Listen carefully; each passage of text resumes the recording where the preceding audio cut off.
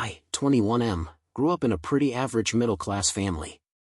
My dad was a high school vice principal, and my mom worked part-time at a dental clinic. We weren't rich, but we weren't poor either. I had a roof over my head, 3 meals a day, and a decent education. That said, there was always one glaring problem in my life: my sister, Kelsey, 23F. If you're imagining your stereotypical golden child, straight A's, clean-cut image, volunteer awards, and all that jazz, you'd be wrong. Kelsey was more of the Instagram influencer and training variety. She blew through money like air, obsessed over brand names, and spent more time curating her outfits than I spent sleeping in college. Yet somehow, my parents treated her like a queen, while I was the houseplant. Watered occasionally, barely noticed, and certainly not admired. I've always been more of a tech guy. I love building things, modding games, designing 3D environments. I worked part-time jobs all through high school and college just to build my dream PC, a gorgeous $3,600 setup that had an RTX 4090, 64GB RAM, custom cooling, and a beast of a processor. It wasn't just a machine to me, it was my achievement, my escape, my everything. So when I came home from college last spring break and found my entire setup gone, I felt like my heart stopped. The day it happened. The moment I walked into my room, I noticed something was off. Not just off. Empty. My desk looked stripped. The monitor was gone, the tower, the dual mechanical keyboards, the LED headphones, all of it. I stood there, stunned, like someone just hit me with a chair. "Mom! Dad!" I shouted, running to the living room. Mom was watching The Bachelor, Kelsey was on her phone, and Dad was sipping coffee like it was just another Tuesday. "Where's my PC?" Kelsey didn't even look up. "Oh, that," she said, flipping her hair. "It's gone." I blinked. "Gone? What do you mean gone?" Dad actually sighed. "We sold it. It was just sitting there, collecting dust. You're hardly ever home anyway." I felt my hands curl into fists. "You sold it? That wasn't yours to sell. I spent 2 years building it. That thing cost me." "Don't raise your voice at your father," Mom interrupted sharply. Kelsey finally chimed in, now with a smirk on her lips.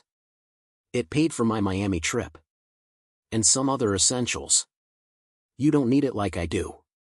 My jaw dropped. They sold my $3,600 dream setup to pay for my sister's luxury vacation? I couldn't breathe. I stormed back into my room, hoping this was some prank. Nope.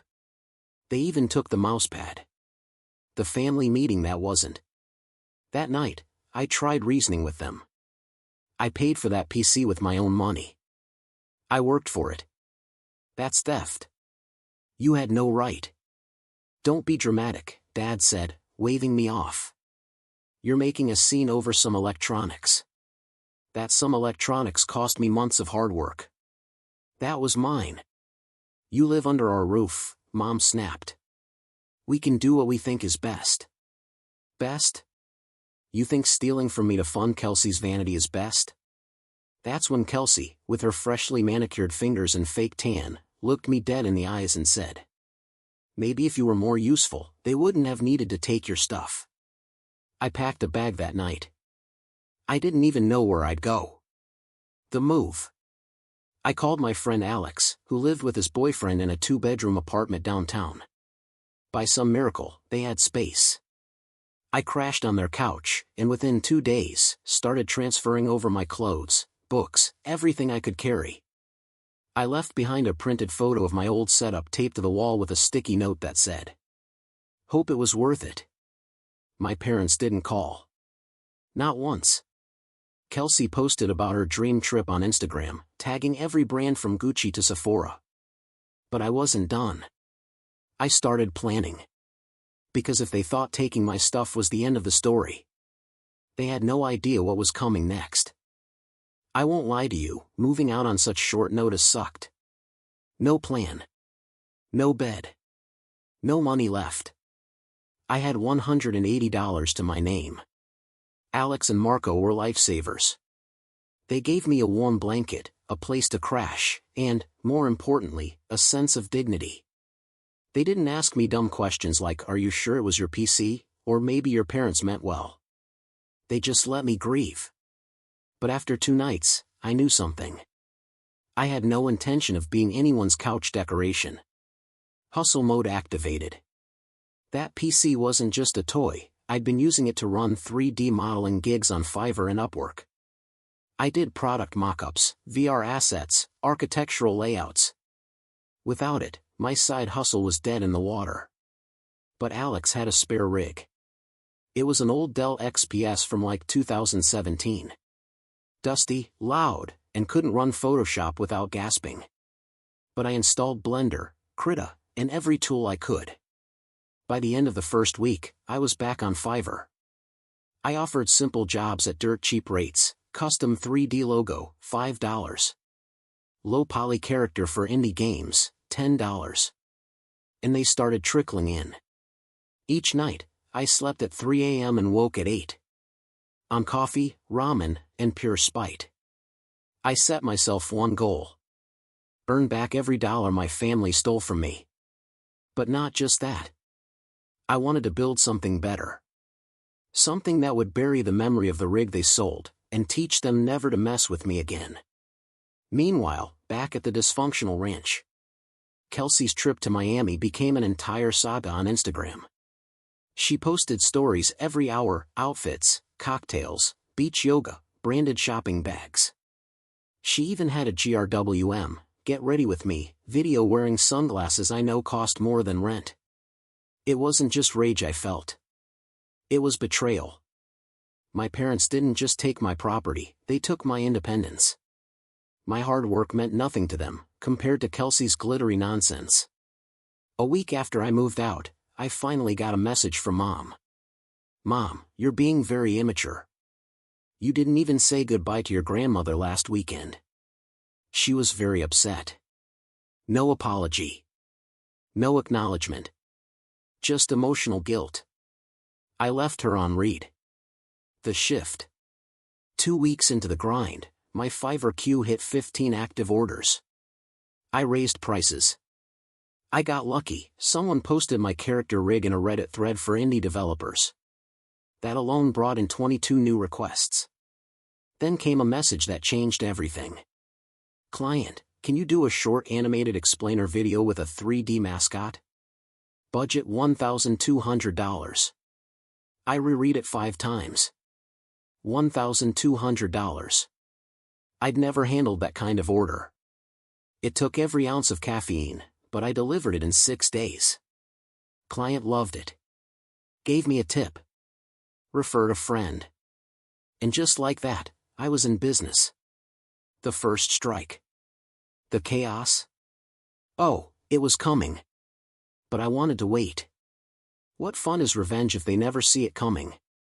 Instead, I started small. I made a new Instagram, @PixelInferno. No face, no bio. Just one post every week of my renders, animation, design work. Within a month, I had 1,000 followers. A few DMs started rolling in. Even Kelsey commented on one of my posts without realizing it was me. "OMG, these graphics are sick." Smiling face with heart eyes, laptop computer fire. I replied with a simple "Thanks." Made them on a recycled machine after my original setup was stolen, smiley face. She didn't reply. Uncle Mike's offer. About 2 months after moving out, I got a call from my Uncle Mike, Dad's older brother. "Hey, I heard what happened," he said awkwardly. "News travels? You know your dad. He vents to everyone except the person he's mad at."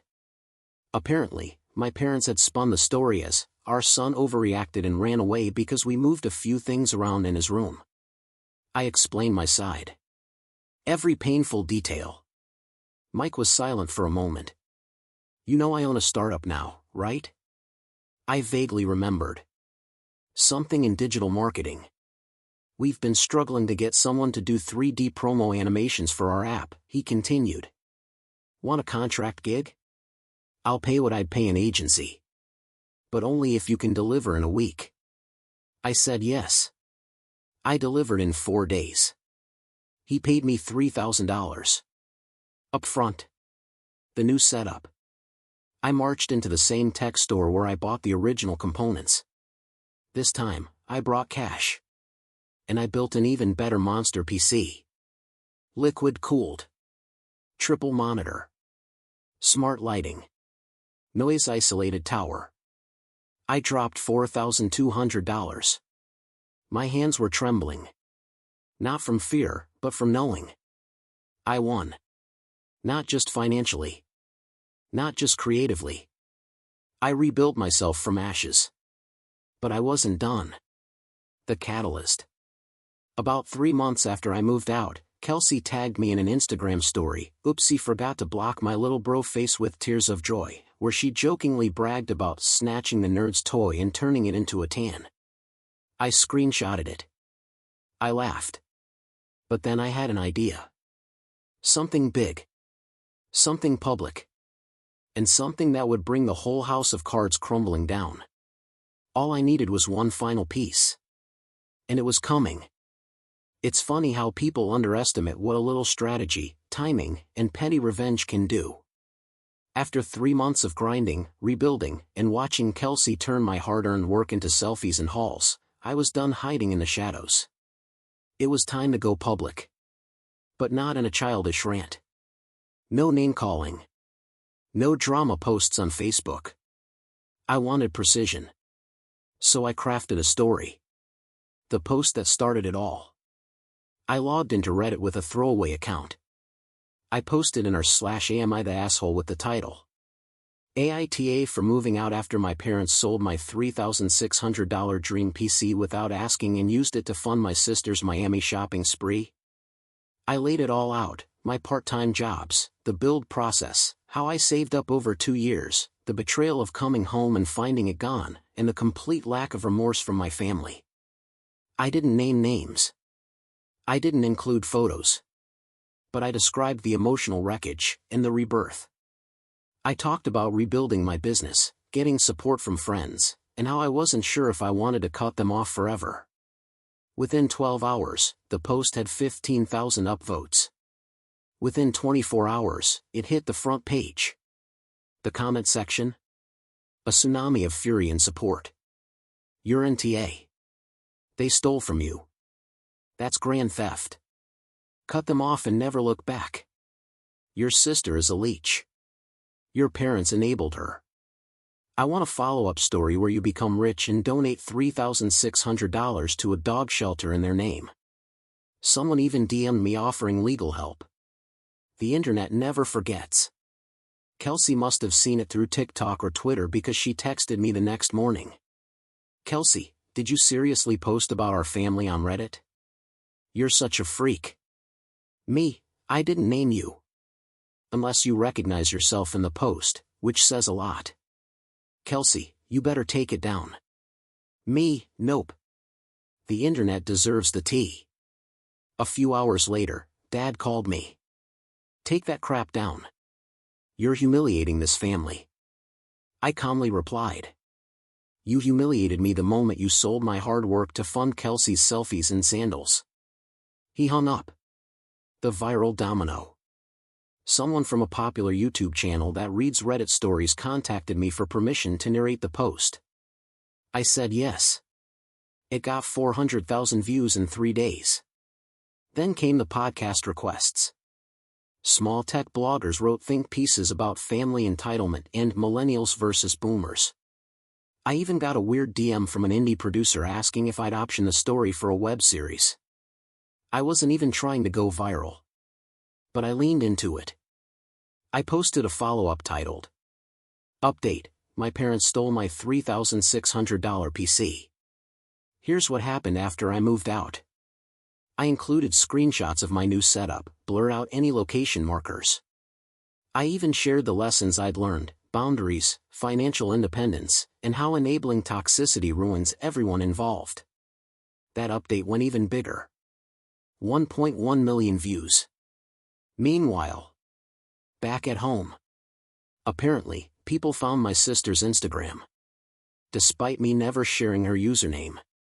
I didn't condone it, but it happened. And people flooded her comments with fire emojis, calling her out. Is this the Miami trip you bought with stolen PC money? Where's the apology to your brother? Must be nice to tan with someone else's dream.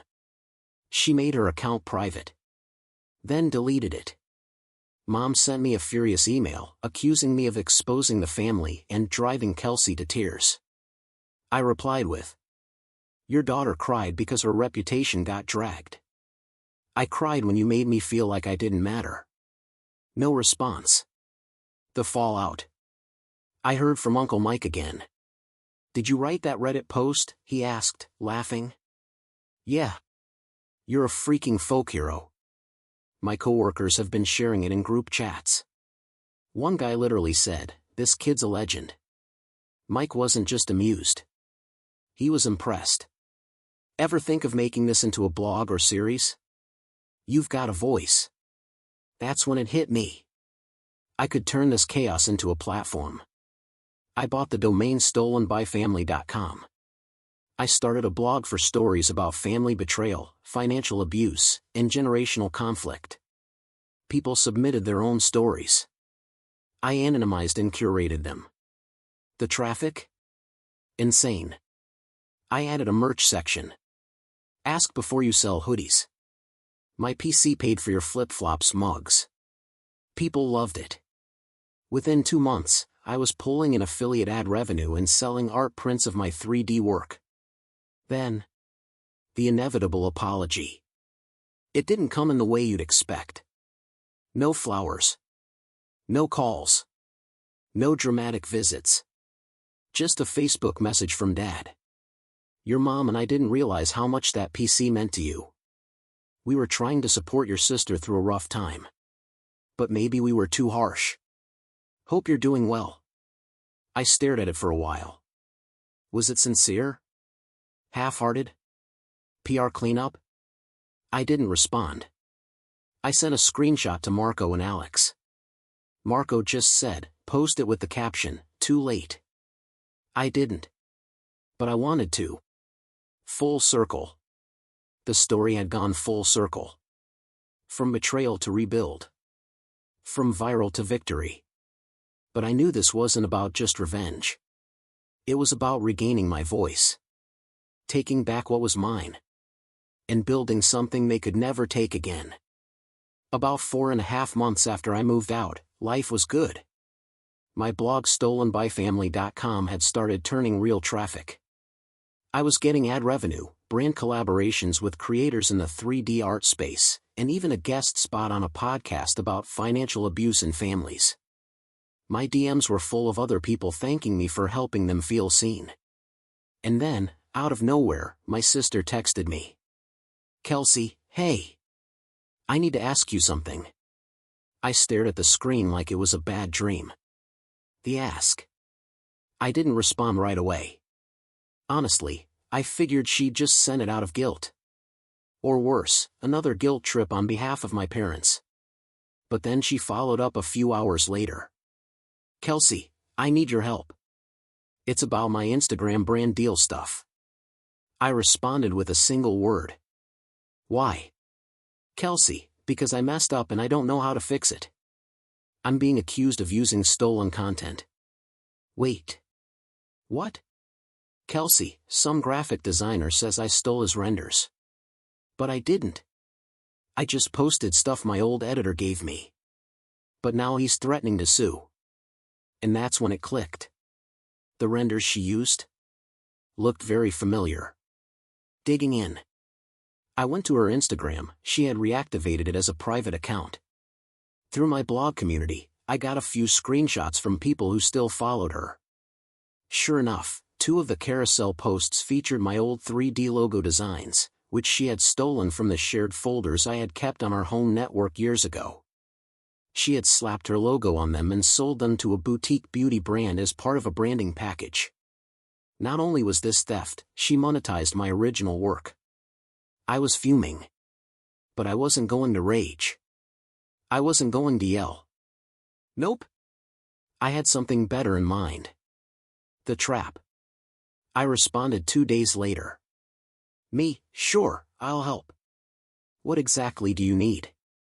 Kelsey, I need you to say I gave you credit or that you helped me with the renders, just so I can send that to the brand. You don't even have to talk to them. I just need proof. She wanted me to lie and cover her theft. So I said, okay, I'll draft something up. I just need to confirm which pieces are in question. Can you send me the ones you used? She did. And they were exactly the renders I had posted on ArtStation under my professional portfolio. Timestamped. Watermarked. Licensed. The setup. I sent the email to the brand manager at the beauty brand directly. The brand watermark was still visible in her IG tags, so it wasn't hard to identify. Subject: regarding stolen rendered assets used in campaign with Kelsey, last name. Hello. I am the original artist and owner of several 3D assets currently used in your recent Instagram collaboration with influencer Kelsey, last name. These assets were used without permission, license, or credit. I have attached timestamped proof, as well as a published portfolio listing. Please be advised that continued use of these designs constitutes intellectual property theft and will result in legal action. No insults. No drama. Just professional wrath. 2 hours later, I got a reply. We've terminated our relationship with Kelsey and removed all content. Thank you for alerting us. The fallout, again. Kelsey blew up my phone. You ruined me. I had 4 other deals coming from that one brand. Why would you do this to your own family? I waited a few days. Then replied. You stole from me. Again. Just like the PC. But this time, I had the receipts. She didn't respond. Mom enters the chat. Mom emailed me again. What did you do to your sister's business? She was finally getting back on her feet. I replied with, she stood on my work. Without permission. Again. And you think I'm the villain? And then, Mom, can't you just let go of the past already? That line hit me hard. Because it was never about the past. It was about the pattern. A family that believed I was just an accessory to Kelsey's convenience. The final move. I wrote a blog post titled, When Your Family Asks for Help After They Steal from You Twice. It didn't name her. It didn't attack her. But it laid bare the story, the pattern, and the consequences of never holding people accountable, especially when they're family. It blew up. The post was syndicated by a digital magazine focused on creator rights. I was offered a guest panel spot at an upcoming virtual conference titled Owning Your Work in a World That Borrows Too Much. Full circle? Not yet. But I was close. Months had passed. My blog was thriving. My freelance career had become a 6-figure solo business. I was collaborating with game dev studios, VR startups, and educational platforms who needed 3D assets. What started as a hustle from a dusty laptop turned into a full-scale brand. But underneath all of that, beneath the followers, sponsorships, interviews, there was still a quiet wound. It wasn't about the PC. It wasn't even about the stolen artwork. It was the family I once thought would protect me, who had repeatedly chosen convenience over respect, and favoritism over fairness. And then came the invitation. Thanksgiving. A simple email from Mom. Subject line, Thanksgiving dinner, you're welcome to come home. Hi sweetheart. Your father and I miss you. We'd love for you to come back for Thanksgiving. Grandma will be here, and your sister is trying to mend things too. Let's put the past behind us. Life's too short for grudges. Love. Mom. It would have sounded sweet, if it hadn't come from the same woman who excused stealing my property. The same person who watched her daughter post my art as her own and defended her. Still, I hesitated. Part of me wanted closure. Another part wanted to set the house on fire, metaphorically, of course. I asked Alex and Marco what they thought. Alex, go. But go on your terms. Marco, and maybe bring a body cam.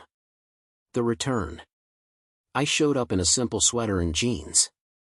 No flashy gear, no I'm successful now performance.